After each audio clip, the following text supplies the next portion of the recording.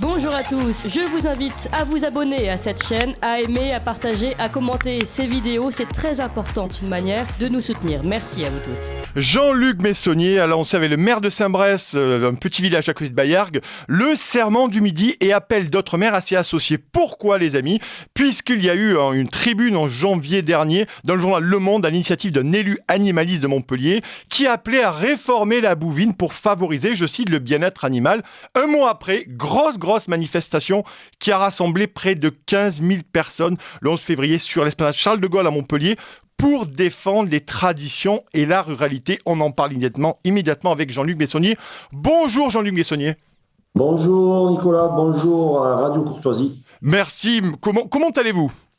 Écoutez, ça va très bien. Comme tous les matins, on se lève et on met l'armure et on part au combat. Voilà, vous avez mis l'armure, cher Jean-Luc Messonnier. Alors, une première question, vraiment, vous le savez, parce que je voudrais rapidement que vous puissiez définir pour nos auditrices et auditeurs la bouvine. Qu'est-ce que c'est rapidement la bouvine, Jean-Luc Messonnier ? La bouvine, c'est carrément une philosophie, une tradition qu'on pourrait parler plutôt de culture. C'est une culture sur le bassin de la Camargue, bassin qui s'étend au-delà du bassin traditionnel de la Camargue, du delta du Rhône. Donc, il part, je dirais, de la partie Montpellier jusqu'à la partie Port-Saint-Louis-du-Rhône.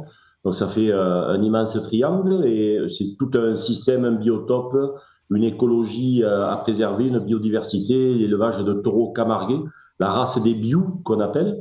C'est une race bien spécifique puisqu'elle peut s'élever, c'est une manière d'élevage extensif sur des zones qui sont pas propices, je dirais, spécialement à faire un autre élevage puisque c'est une race vraiment résistante et qui a donné lieu à une culture, la culture taurine, la culture camarguaise. Oui, alors, vos opposants, Jean-Luc Messonnier, que vous appelez les bobos écolos, concrètement, ils vous reprochent quoi ? Qu'est-ce qu'ils reprochent à la tradition de la bouvine ? Ces gens, notamment ces élus animalistes qui ont fait paraître cette trimule dans le monde.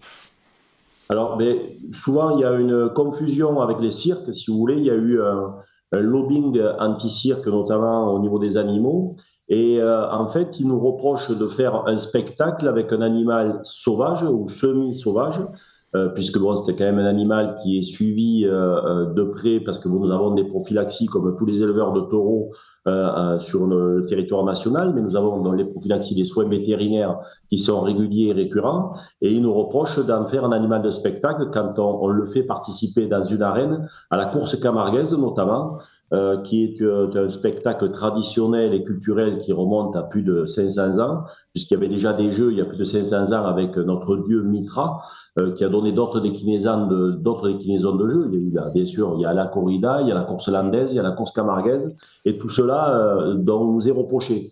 C'est-à-dire qu'il faudrait le laisser dans son élément naturel, ne pas l'amener dans une course, mais il faut savoir que ce sont des taureaux qui sont idolâtrés, respectés, et surtout, ils ont un quart d'heure dans une arène, ils sont relâchés le soir dans leur pays de pâture, dans un état vraiment en très bonne santé, quoi. On les vénère, les taureaux, on vénère les taureaux plus que les hommes dans le jeu de la course camarguaise. Oui, parce qu'il y a une différence, il faut préciser à nos éditeurs que c'est pas la corrida, la tradition camarguaise, c'est pas du tout le cas. Parce que parfois, quand on connaît pas le territoire, on peut confondre, bien entendu, la tauromachie, les différentes tauromachie.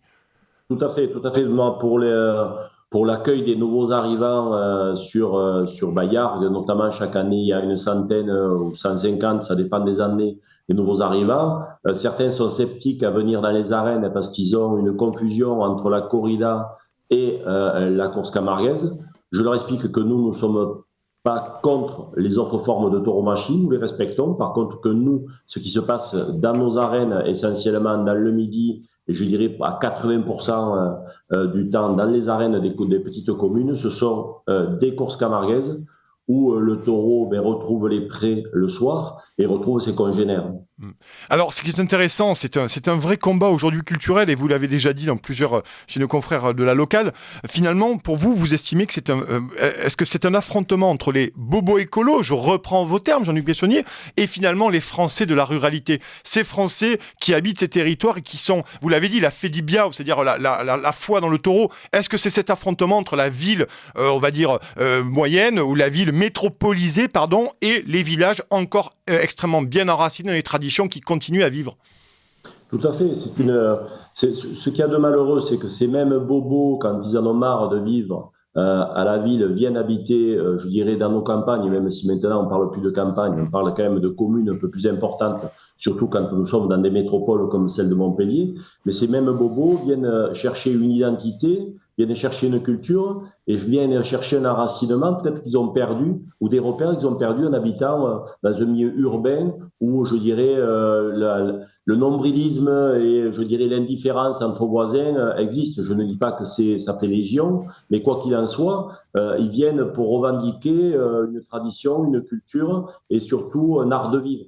Car que ce soit même, j'associe là-dessus, que ce soit la chasse, la pêche, la corrida, toutes les traditions, les formes de tradition, même à l'époque, on peut dire, il y avait des combats de coqs et tout. Derrière, il y avait une ligne qui remontait culturellement à des pratiques. Alors, certainement, certaines ont été abolies, certaines ont été améliorées, d'autres seraient prêts à disparaître. Mais quoi qu'il en soit, je pense que la démocratie nous impose de respecter toutes les formes de culture, car si elles sont là, ce n'est pas par un pur hasard. Ça a permis de façonner une civilisation et éviter cette uniformité que veulent nous imposer les animalistes et les bobos écologistes.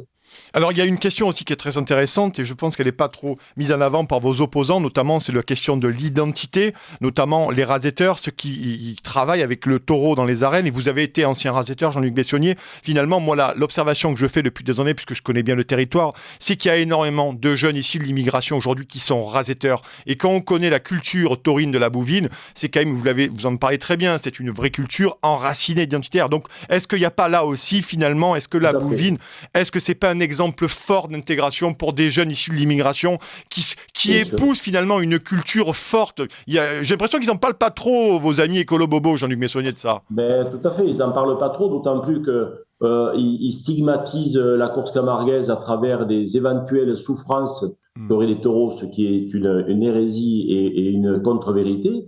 Et c'est vrai que depuis des années, notamment à l'époque où je rasetais, c'était les débuts, c'est un facteur d'intégration pour toutes les populations issues du Maghreb ou issues même du Portugal ou de l'Espagne.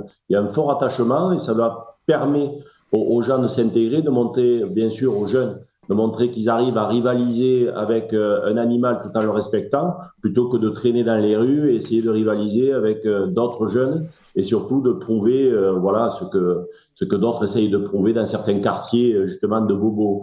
Nous sommes sur quand même c'est un sport extrême.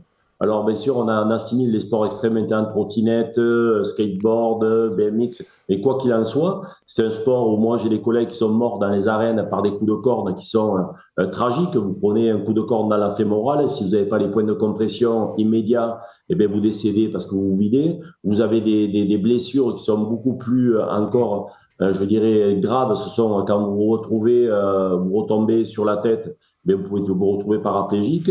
Je veux dire, on sait où on va quand on va se mesurer un taureau. Et la beauté de ce sport, c'est qu'on respecte le taureau et le taureau sort 4 fois dans l'année et peut sortir pendant 15 ans avec des heures de gloire, en étant vraiment ovationné sous les airs de Carmen à chaque fois qu'il fait une belle action et qui rend une action dangereuse pour l'homme. Quand il rentre au tauril, pareil, on lui met Carmen, c'est beau, vraiment cette belle musique de Bizet. Donc tout cela, c'est important de le souligner. Et ces bobos qui nous stigmatisent auraient bien, je trouve que je pourrais en discuter avec des amis raseteurs qui sont issus du Maghreb et qui, eux, sont en plein ramadan, mais d'ailleurs je les salue par rapport au ramadan. Ces bobos animalistes ne stigmatisent pas trop l'Aïd el-Kébir, où là, il y a une véritable culture et Dieu sait si cette culture est à maintenir aussi, parce qu'on parle de souffrance animale, mais c'est quand même culturel. La période du Ramadan, même si c'est pas l'objet de l'émission, c'est une période où on est dans le partage, où les riches donnent aux pauvres et où il y a un très grand moment de convivialité, et c'est culturel. Alors, ces animalistes qui s'attaquent à des taureaux, quels qu'ils soient, les taureaux braves, des taureaux de corrida, des taureaux camarguais, qui sortent pendant 15 ans ou qui s'attaquent à différentes manières, puisqu'ils veulent maintenant interdire qu'on mette aussi le mort au niveau de la bouche des chevaux pour les dressages. Au bout d'un moment, il faut arrêter. On n'est plus des barbares, nous ne sommes plus des barbares que l'on montre du doigt. Ça pouvait exister peut-être il y a 200 ans, 300 ans. Nous sommes des personnes civilisées. Je suis moi-même éleveur de taureaux camarguais. J'ai un amour pour mes taureaux que je souhaite pour ces bobos qui sont dans leurs appartements à laisser aboyer leurs chiens toute la journée et à les faire caguer le matin devant leur pâté de maison. Vous voyez, au bout d'un moment, il faut être respectueux des traditions et surtout de ce qui fait notre culture, notre diversité. Quel que soit notre mode de culture, il faut respecter la culture des uns et des autres parce que ça s'appelle la démocratie aussi. Bon, alors il nous reste encore 4 minutes, Jean-Luc Buissonnier. Je voulais qu'on parle du serment du Midi, bien entendu. Oui. Ce serment qui a été mis en ligne il n'y a pas longtemps, c'est un véritable appel, on va en parler. Et j'ai lu, moi ça m'a frappé, notamment, je le cite, cette France populaire chaleureuse qui veut avant tout qu'on la respecte.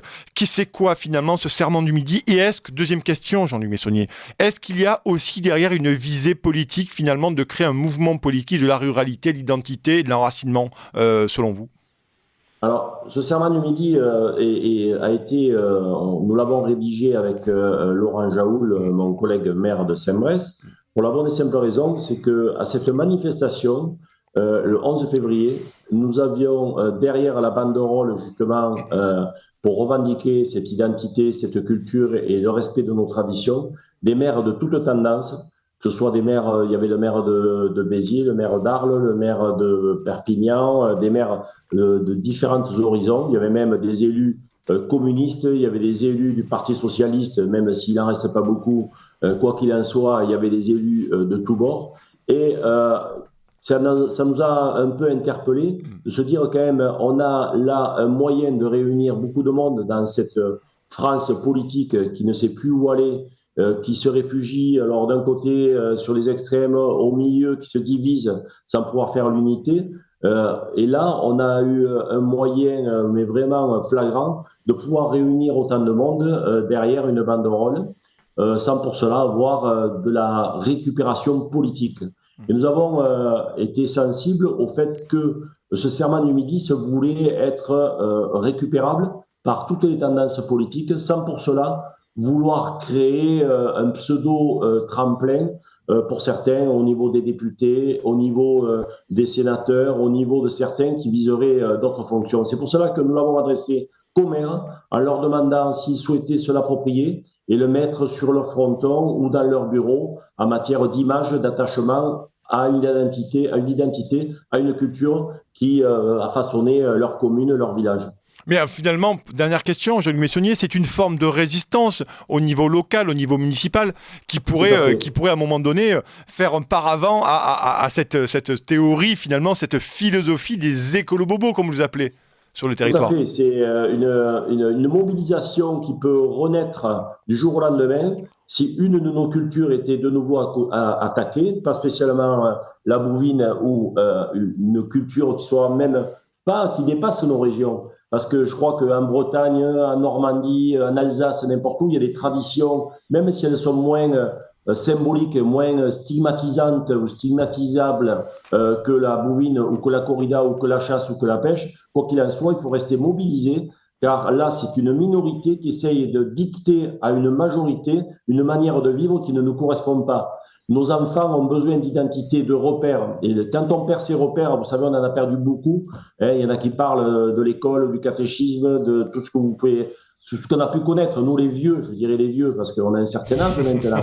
Quoi qu'il en soit, il faut qu'on retrouve des repères pour que nos enfants ne soient pas complètement uniformisés et qu'ils soient des robots et qui subissent le dictat de gens qui sont derrière leurs petits écrans ou derrière leur bureau en disant voilà, l'art de vivre c'est ça, la manière de penser c'est ça et tout. Nous sommes là pour appliquer cette manière de choisir qu'on a envie de vivre, où on a envie de vivre et surtout de rester solidaire par rapport à toutes ces attaques d'animalistes qui ne sont que des bobos, qui sont des déclinaisons de gens qui ont eu la chance un jour de pouvoir parler dans une tribune et de pouvoir expliquer un peu que 1 ça fait 3. Pour nous, 1 ça fait toujours 2. Voilà. Bon, mais merci beaucoup, Jean-Luc Buissonnier. En tout cas, j'invite tous nos auditeurs à aller voir les Cousses camarguaises, bien entendu, dans le Sud. Avec plaisir. Merci beaucoup. On vous souhaite une excellente journée, Jean-Luc Buissonnier. Merci d'avoir répondu favorablement à notre invitation.